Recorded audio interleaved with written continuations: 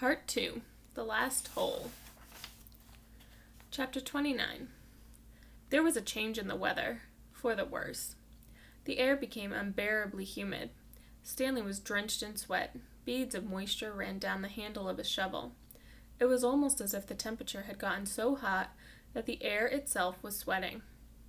A loud boom of thunder echoed across the lake. A storm was way off to the west, beyond the mountains. Stanley could count more than 30 seconds between the flash of lightning and the clap of thunder. That was how far away the storm was. Sound travels a great distance across the barren wasteland. Usually, Stanley couldn't see the mountains at this time of day. The only time they were visible was just at sunup, because the air became hazy. Now, however, the sky was very dark off to the west, and every time the lightning flashed, the dark shape of the mountains would briefly appear.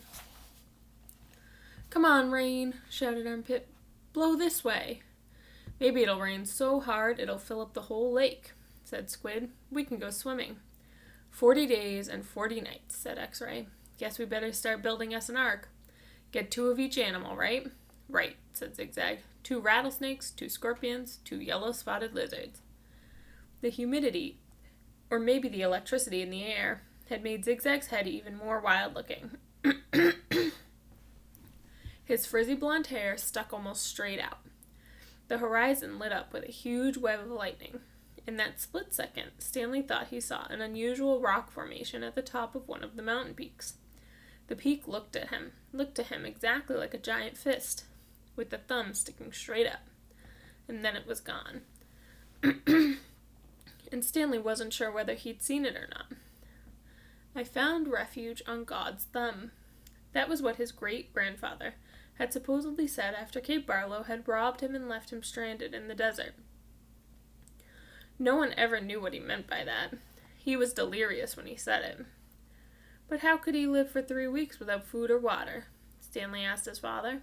"I don't know. I wasn't there," replied his father. "I wasn't born yet. My father wasn't born yet. My grandmother, your great-grandmother, was a nurse in the hospital where they treated him. He'd always talked about how she'd dab his forehead with a cool wet cloth. He'd said that's why he fell in love with her. He thought she was an angel." "A real angel?" His father didn't know. "What about after he got better? Did he ever say what he meant by God's thumb or how he survived?" "No.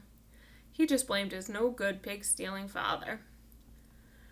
The storm moved off farther west along with any hope of rain, but the image of the fist and the thumb remained in Stanley's head, although, instead of lightning flashing behind the thumb, in Stanley's mind, the lightning was coming out of the thumb, as if it were the thumb of God.